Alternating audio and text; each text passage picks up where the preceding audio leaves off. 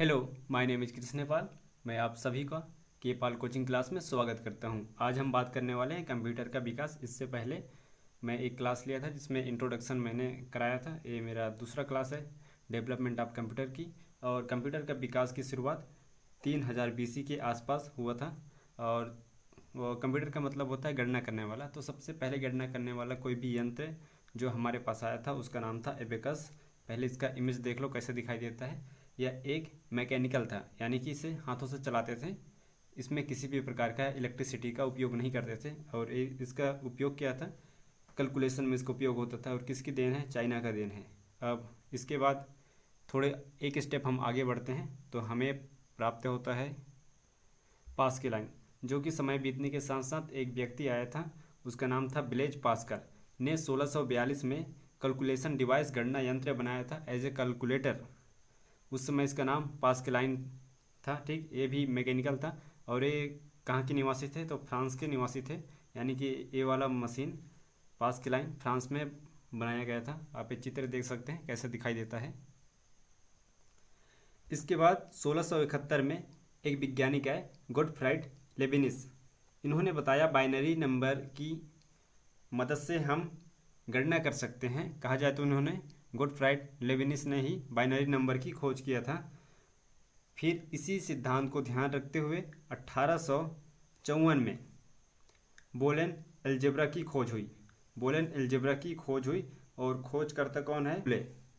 George बुले ने बोलेन अलजेब्रा की खोज किया था, जो कि बाइनरी नंबर के आधार पर गणना करता था। और ये भी एक प्रकार के मैकेनिकल था। इसके बाद समय बीतता गया। एक बार यूएस वालों ने हरमन होलिसित को बुलाया और अपनी प्रॉब्लम बताए, जनगणना से संबंधित कि हमें जनगणना करने में बहुत दिक्कत होती है, कोई ऐसा मशीन बनाओ जिससे हमें आसान हो जाए। तब 1990 में हरमन होलिसित ने सेंसस डिवाइस, जिसे हम कह सकते हैं जनगणना यंत्र बनाया था, जो कि सफल भी रहा। और ये जनगणना यंत्र था स्टोर करने के लिए पंच कार्ड का उपयोग करता था, क्योंकि उस टाइम पे पेन ड्राइव, चिप, कैसेट ये सब तो नहीं हुआ करता था। तो उस समय जो कुछ भी था उसे पंच कार्ड के द्वारा ही स्टोर किया जाता था। और यही हरमन होलेसित ने आगे चल करके IBM कंपनी की स्थापना किया था, जिसका फुल फॉर्म होता है इंटरनेशनल बिजनेस मशीन। इसके बाद समय बीतता गया, इंसान ने सोचने की शक्ति को डेवलप करते गए और नए नए प्रॉब्लम को सोल्व करने के लिए नए नए चीज़ बनाते गए। तो इसी बीच इन्होंने इलेक्ट्रो मैकेनिकल कंप्यूटर बनाए। पहला इलेक्ट्रो मैकेनिकल कंप्यूटर कौन सा है, मार्क 1, जो कि अमेरिका में बनाया गया था। अमेरिका में किन लोगों ने बनाया था, तो हार्वर्ड विश्वविद्यालय के जितने भी स्टूडेंट थे, मतलब जो कुछ भी स्टूडेंट थे, वो सब मिल करके एक कंप्यूटर बनाया मार्क 1, जो कि इलेक्ट्रो मैकेनिकल था। और ये दुनिया की सबसे पहले ऐसी कंप्यूटर था। इसी में एक खास चीज़ बताता हूँ। इसी टाइम पीरियड के दौरान 1939 से लेकर 1945 में द्वितीय विश्व युद्ध लड़ा गया था। ठीक, 1939 से 1945 तक द्वितीय विश्व युद्ध लड़ा गया था। उसी टाइम पे ये सारे कंप्यूटर जो थे इन्वेंट हो रहे थे, नया नया आविष्कार हो रहा था। उस समय एक दूसरे के जो भी देश थे सब एक दूसरे से आगे निकलना चाहते थे, टेक्नोलॉजी में, हथियार में, सब में। तो अपना अपना कंप्यूटर डेवलप कर रहे थे। ऐसे में जर्मनी को आया गुस्सा। अमेरिका ने बनाया मार्क 1, तो जर्मनी वालों को आया गुस्सा। उन्होंने बनाया Z1 कंप्यूटर। कब बनाया, 1938 में जर्मनी ने बनाया कौन सा, Z1 कंप्यूटर। इसमें क्या ट्विस्ट है बता रहा हूँ। बनाने वाला अमेरिकन था, बना जर्मनी में, पर बनाने वाला एक अमेरिकन था, नाम था कॉनराड जूज। एक बार 01 मतलब बाइनरी नंबर का यूज हुआ था। अब कहोगे या क्या बकवास है, इससे पहले भी तो बाइनरी नंबर का उपयोग हुआ था। मगर ये वाला कंप्यूटर कौन सा है, इलेक्ट्रोमैकेनिकल। और जो मैं पहले बात किया था जिसमें 01 का उपयोग हुआ था, एक सिर्फ मैकेनिकल कंप्यूटर था। तो एग्ज़ाम में आया तो अगर पूछेगा सबसे सर्वप्रथम ऐसे कौन सा कंप्यूटर है जिसमें 01 का उपयोग हुआ मैकेनिकल कंप्यूटर में, तो आएगा Z1 कंप्यूटर। सबसे पहला कंप्यूटर है जो बाइनरी नंबर का यूज करके गणना करता था। पर जब ये बात अमेरिका को पता चला कि जर्मनी ने अपना एक नया कंप्यूटर बनाया, तो अमेरिका वालों को आया फिर से गुस्सा। उनने फिर एक नया कंप्यूटर बनाया। कब, 1938 में ही एक नया कंप्यूटर बनाया, ABC कंप्यूटर। अब इसका नाम ABC कंप्यूटर ही क्यों पड़ा, पहले बता देते हैं। एबीसी कंप्यूटर इसलिए है क्योंकि ए का मतलब होता है एटेनोसोफ, बी का मतलब बेरी, सी का मतलब कंप्यूटर, और ये एटेनोसोफ और बेरी दोनों वैज्ञानिक थे, इनके खोजकर्ता थे। एबीसी कंप्यूटर के खोजकर्ता कौन थे? एटेनोसोफ और बेरी। यह प्रथम पूर्ण बाइनरी नंबर से चलने वाला इलेक्ट्रोमैकेनिकल कंप्यूटर है। यहाँ पर विशेष ध्यान देना, जो पहले मैंने बताया Z1 कंप्यूटर या बाइनरी नंबर से चलता था, पर पूर्ण रूप से बाइनरी नंबर पे नहीं चलता था। मगर जब अमेरिकन वालों ने बनाया एबीसी कंप्यूटर, या पूर्ण रूप से बाइनरी नंबर पे चलता था।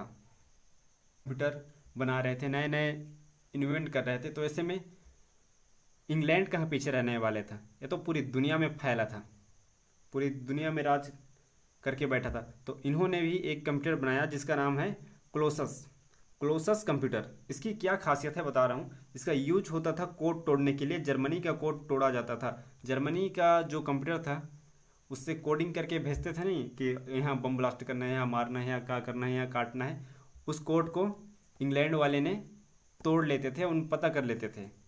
और इसकी कोडिंग देखें तो ये पूर्ण बाइनरी नंबर से था, इसमें पूर्ण बाइनरी नंबर का इस्तेमाल होता था, और कोड तोड़ने वाला पहला कंप्यूटर बना।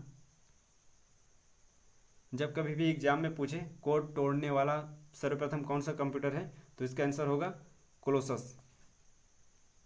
अब हुआ द्वितीय विश्व युद्ध खत्म, अब आते आते आया 1906। तो यहाँ पर एक नए खोज होता है वैक्यूम ट्यूब का। चित्र में देख सकते हो वैक्यूम ट्यूब कैसे दिखाई देता है। इसका आविष्कार हुआ था जिससे कि कंप्यूटर के क्षेत्र में बहुत बड़ी क्रांति आ गया था। इसका खोजकर्ता कौन है? लेडे फ्रास्ट। इसके खोजकर्ता हैं लेडे फ्रास्ट, और यह बाइनरी नंबर पर ही काम करता था। फिर समय बीतते बीतते 1946 आए, क्योंकि समय बीतते तो समय लगता नहीं है। इसमें दो वैज्ञानिक आए, जॉन मोकले और जे पिस्पर अकर। जॉन मोकले और जे पिस्पर अकर ने मिलकर के एक कंप्यूटर बनाए, एनिक कंप्यूटर। इसका फुल फॉर्म होता है electronic numerical integrated and calculator. कई बच्चे यहाँ पर कंफ्यूज हो जाते हैं, सी का मतलब कंप्यूटर कर लेते हैं, जबकि सी का मतलब होता है कैलकुलेटर। इस बात को विशेष ध्यान दें। यह पहला कंप्यूटर था जो इलेक्ट्रॉनिक कंप्यूटर था, मतलब यह पूर्ण रूप से बिजली पे चलने वाले कंप्यूटर अब बनने लगे। कब से? 1946 के बाद। तो यह पहला कंप्यूटर बना जो इलेक्ट्रॉनिक कंप्यूटर था पूर्ण रूप से। इसके बाद समय बीत जॉन वॉन न्यूमैन ने एक कंप्यूटर बनाया, इडुवेक कंप्यूटर करके, और इस कंप्यूटर में कुछ कमियां थी। इस कमियां पे काम करके खुद काम किया कौन? जॉन योन न्यूमैन ने। साथ ही किसको लिया? जॉन मोकले और जे पिस्कर एकर को, मतलब तीनों ने मिलकर इस कंप्यूटर को, इडुवेक कंप्यूटर को यूनिवेक फर्स्ट कंप्यूटर बना दिया, जो कि एक मेन फ्रेम कंप्यूटर है। जिन लोगों को मेन फ्रेम नहीं है उनको बता देता हूँ, सुपर कंप्यूटर से थोड़ा नीचे और नॉर्मल कंप्यूटर से थोड़ा ऊपर होता है। इनकी जो कैपेसिटी है स्टोर रखने की, और इनकी बहुत पावरफुल होता है, और बहुत बड़े डाटा को रखते हैं बड़े बड़े कंपनियों में, जैसे कि रेलवे हो गया, ऐसे संस्थाओं में इसका उपयोग किया जाता है मेन फ्रेम। खैर इसकी आगे में तो और डिटेल में बात करेंगे। यूनिवेक का फुल फॉर्म देख लेते हैं। इसका फुल फॉर्म होता है यूनिवर्सल ऑटोमेटिक कंप्यूटर, ठीक। या एक बिजनेस या कमर्शियल के लिए है। इसमें दो तरह के क्वेश्चन पूछे जाते हैं। पहला पूछा जाएगा कि सर्वप्रथम मेन फ्रेम कंप्यूटर कौन सा है, तो इसमें ए वाला ऑप्शन दोनों भी दे सकते हैं, तो कंफ्यूज मत होइए। जब दोनों वाला ऑप्शन रहेगा तो इसको टिक लगाना है, पर मैक्सिमम टाइम ए वाला ऑप्शन आएगा, यूनिवेक ही रहेगा ऑप्शन में। और यहीं से दूसरा क्वेश्चन उठाता है कि पहला व्यावसायिक कंप्यूटर कौन सा है। कभी बिजनेस देगा, और बिजनेस नहीं रहेगा तो कमर्शियल लिखाया रहेगा, तो कंफ्यूज नहीं होना इसमें। तो पहला व्यावसायिक कंप्यूटर कौन सा है, तो यूनिवेक पहला व्यावसायिक कंप्यूटर है। समय के साथ वैज्ञानिकों ने देखा जो वैक्यूम ट्यूब है ये बहुत जल्दी गर्म हो जाता है, साथ ही बिजली बहुत ज़्यादा कंज्यूम करता है। और जैसे कि हम लोग बल्ब जलाते हैं तो कुछ समय बाद उसको छूना गर्म हो जाता है, तो वैक्यूम ट्यूब भी सेम इसी प्रकार से होता है, इसलिए बहुत गर्म होता था, बहुत हीटिंग की प्रॉब्लम आता था, और बिजली भी बहुत ज़्यादा खाता था। तो इस प्रॉब्लम को सुलझाने के लिए AT&T बेल की कंपनी है। पहले इसका चित्र देखो, ठीक। इसके तीन वैज्ञानिक साथ में, इसके तीन वैज्ञानिक प्रमुख हैं, इसके साथ में पूरी टीम काम करता था। इसके तीन प्रमुख कौन से वैज्ञानिक हैं? इसके 3 प्रमुख वैज्ञानिक थे, ब्रिट्रैन, शोकले, बार्डिन ने मिलकर ट्रांजिस्टर बनाया। पहले आप इमेज में देखो ट्रांजिस्टर किस तरह का दिखता है। ट्रांजिस्टर ने क्या किया, वैक्यूम ट्यूब को रिप्लेस कर दिया, जो कि हीटिंग की प्रॉब्लम देता था, उसको रिप्लेस कर दिया। और ट्रांजिस्टर इसकी खोज से कंप्यूटर के क्षेत्र में एक बहुत बड़ा क्रांति आया था, इसलिए इन तीनों को नोबेल प्राइज़ भी दिया गया था। और यह खोज कब हुआ था, तो 1947 में इसका खोज किया था। कौन सी कंपनी ने किया था, AT&T बेल। समय के साथ वैज्ञानिकों ने नोटिस किया कि जो ट्रांजिस्टर है वह स्थान बहुत घेरता है, जो ट्रांजिस्टर है वो स्थान बहुत बड़ा घेर रहा था, तो इसके लिए एक सोल्यूशन निकाला और 1960 में IC बनाया। IC का आविष्कार हुआ। इसका पूरा नाम होता है इंटीग्रेटेड सर्किट। और ये बनाने वाले कौन थे, जॉन किल्बी और रॉबर्ट नोयस। ये 2 वैज्ञानिक ने ट्रांजिस्टर को रिप्लेस करके उसके जगह IC को लगा दिया, मतलब IC का निर्माण किया, जो कि ट्रांजिस्टर से बेटर थे। कई बार एग्जाम में पूछा है IC किससे बना होता है, तो याद रखना सिलिकॉन, मैक्सिमम टाइम सिलिकॉन होता है, पर कभी कभी जर्मेनियम। ये दोनों को याद रख लेना, सिलिकॉन और जर्मेनियम।